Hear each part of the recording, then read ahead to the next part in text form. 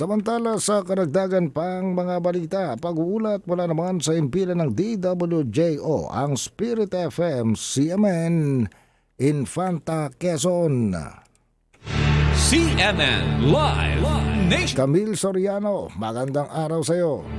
Magandang umaga Ariel, magandang umaga Pilipinas. Natagpuan na ang mga makasaysayang espada na pinaniniwala ang pag-aari ni Colonel Pablo Astilla na pinuno ng mga Katipunero sa dating distrito de la Infanta at kinikilalang una at huling gobernador ng dating probinsya ng Infanta noong panahon ng Revolutionary Government at unang Republika ng Pilipinas. Mula 1898 hanggang 1902, pinamunuan ni Astilla ang dating probinsya ng Infanta na kinabibilangan noon ng Infanta, Real, General Lacar, Polillo, Panukulan, Bordeos, Patnanungan at Humali. Noong August 7, 2026, ibinahagi ni Infanta Mayor L.A. Ruanto ang pagkakatagpo sa mga espada matapos niya manawagan noong July 20 kasabay ng huling paggunita sa makasaysayang kalayaan ng Distrito de la Infanta para sa paghahanap sa espada at iba pang kagamitang may kaugnayan sa kasaysayan ng bayan. Ipinagkatiwala umano ng pamilya Mira sa lokal na pamahalaan ang mga espada na matagal nang nasa kanilang pangangalaga. Kabilang sa mga tumulong sa pangangalaga ng mga ito sina Kapitan Napoleon Miras, Arceli Miras Damaso at Sofronio Damaso. Ayon kay Ruanto, higit pa sa isang armas sa mga espada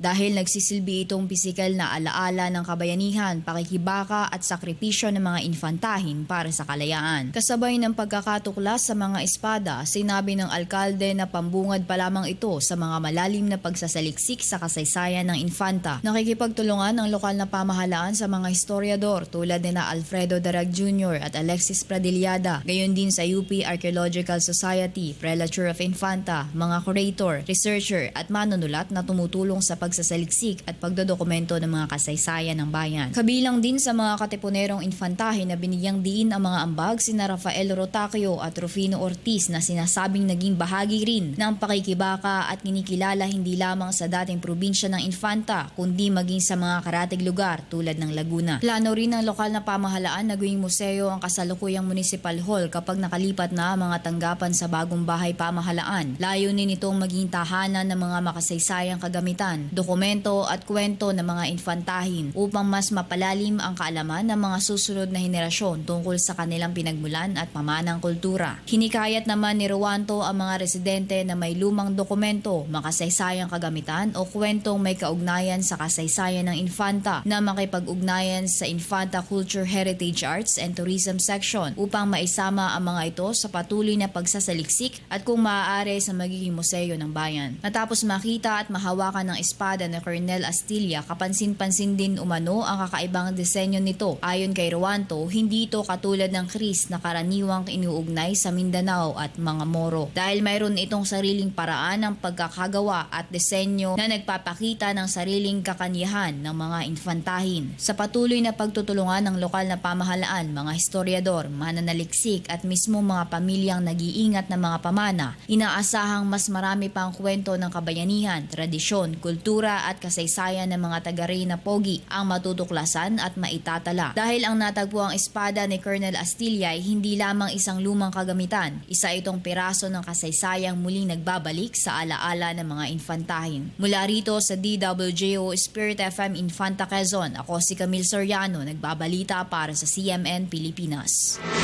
CMN Live Nationwide.